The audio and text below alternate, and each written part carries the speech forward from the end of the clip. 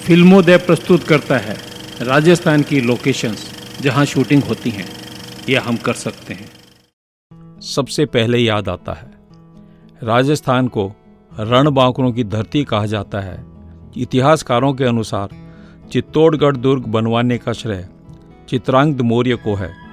इसी के नाम पर इस स्थान का नाम चित्रकूट पड़ा और चित्तौड़ उसी का अपभ्रंश है।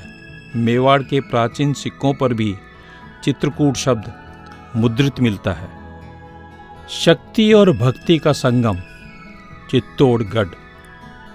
शक्ति और भक्ति का प्रतीक चित्तौड़गढ़, जहाँ की मिट्टी का एक एक कण रणबांकुरों के लहू से रंगा हुआ है।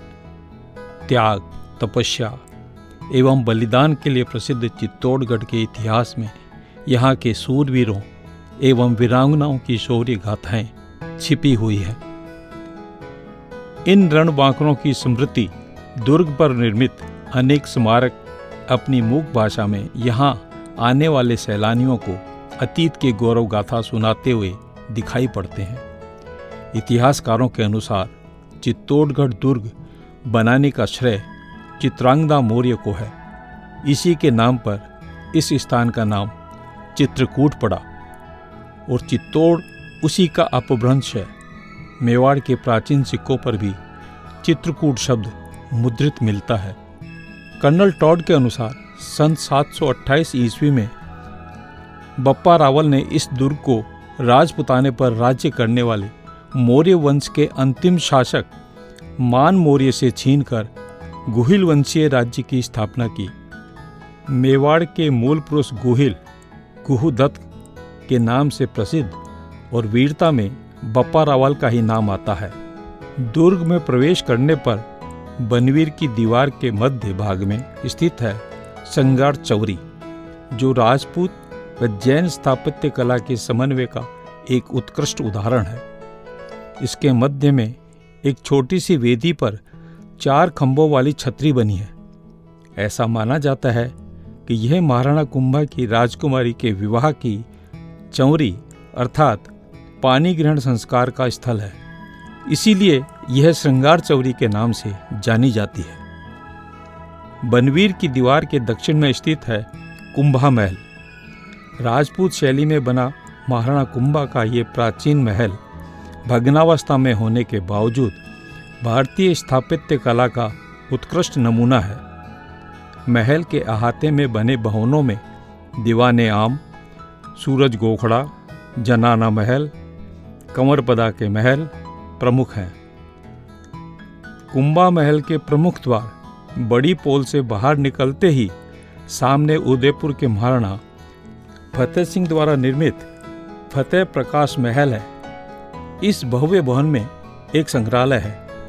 फतेह प्रकाश महल के दक्षिण पश्चिम में 11वीं शताब्दी में बना जैन मंदिर है, जिसमें 27 देवरियां होने के कारण यह 27 देवरी कहलाता है। चित्तौड़गढ़ दुर्ग का सर्वप्रथम आकर्षण है विजय स्तंभ। स्थापत्य कला का यह बेजोड़ स्मारक पर्यटकों को आकर्षित करता है।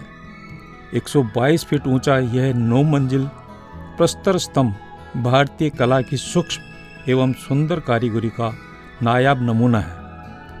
इसमें ऊपर तक पहुंचने के लिए 157 सीढ़ियां निर्मित हैं। सीढ़ियों की चौड़ाई का क्रम गोलाकार है। स्तंभ के प्रत्येक खंड पर चारों ओर कलात्मक झरोखे हैं। भीतर प्रवेश के लिए दक्षिण दिशा में द्वार निर्मित है। मेवाड़ के महाराणा कुंभा ने मालवा के सुल्तान महमूद शाह खिलजी को परास्त कर अपनी विजय को यादगार बनाने के लिए सन 1448 में इस विजय स्तंभ का निर्माण करवाया था। विजय स्तंभ के निकट ही समदेश्वर महादेव का भव्य एवं प्राचीन मंदिर है। इसके भीतर और बाहरी भाग में खुदाई का काम बहुत ही सुंदर है। मालवा के सुप्रसिद्ध विद्यानुरागी परमार राजा भोज ने इस मंदिर का निर्माण करवाया था। मंदिर के गर्भगृह के नीचे के भाग में शिवलिंग और पीछे की दीवार में शिव की विशाल त्रिमूर्ति बनी है। पास ही गोमुख कुंड नाम का पवित्र स्थल है, जहाँ 2 दालानों में 3 जगह गोमुख से शिवलिंग पर जल निरंतर गिरता है। प्रथम दालान के द्वार के सामने विष्णु की एक विशाल मूर्ति है।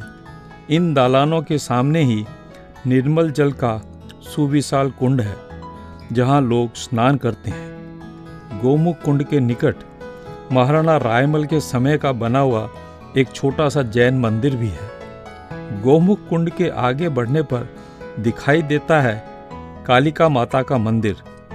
समूचे मेवाड़ क्षेत्र में सुप्रसिद्ध इस मंदिर का निर्माण मेवाड़ के गोहिल वंशीय राजाओं की 8वीं-9वीं शताब्दी में करवाया था। प्रारंभ में ये सूर्य मंदिर था। मुगलों के आक्रमण के समय सूर्य की मूर्ति तोड़ दी गई तथा बाद में उसकी जगह कालिका माता की मूर्ति स्थापित कर दी गई। महाराणा सज्जन सिंह ने इस मंदिर का जीर्णोद्धार कराया। नवरात्रों के दिनों में यहाँ मेला लगता है। दुर्ग के दक्षिण की तरफ आगे बढ़ने पर एक जलाशय के किनारे रावल रतन सिंह की रानी पद्मिनी के महल है। एक छोटा महल तालाब के भीतर बना हुआ है। पद्मिनी महल के एक कक्ष में बड़े बड़े कांच लगे हैं, जिनमें पानी के बीच महल में खड़े व्यक्ति का प्रतिबिंब साफ दिखाई देता है। कहते हैं कि अलाउद्दीन खिलजी ने रानी पद्मिनी का प्रतिबिंब इसी स्थान पर खड़े होकर देखा था। दुर्ग पर सूरजपोल की ओर जाने वाले सड़क मार्ग पर जैन कीर्ति स्तंभ स्थित है। 75 फीट ऊंचे और 7 मंजिला इस स्मारक का निर्माण 12वीं शताब्दी में करवाया गया था। कीर्ति स्तंभ भगवान आदिनाथ को समर्पित है। इसके चारों पार्श्वों पर 5-5 फीट ऊंची आदिनाथ की दिगंबर मूर्तियां खुदी हुई हैं। अन्य भागों पर भी अनेक छोटी छोटी जैन मूर्तियां उत्कीर्ण हैं। आने वाले पर्यटकों को बहुत सी चीज़ों का ज्ञान होता है।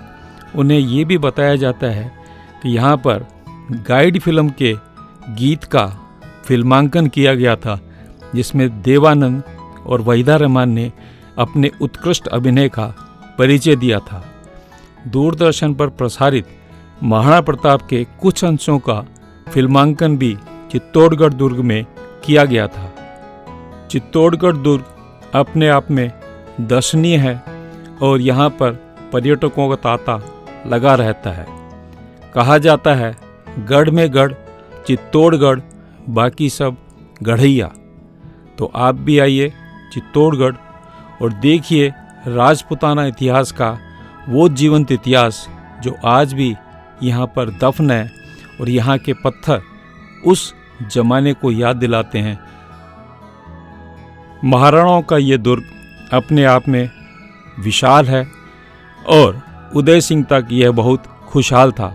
अकबर के आक्रमण के बाद महाराणा उदय सिंह ने इसे त्याग दिया और महाराणा प्रताप इसको पुनः प्राप्त नहीं कर पाए अपने जीवन काल में। लेकिन महाराणाओं का संपूर्ण इतिहास इसी चित्तौड़गढ़ में कहा जाता है, देखा जाता है, सुना जाता है।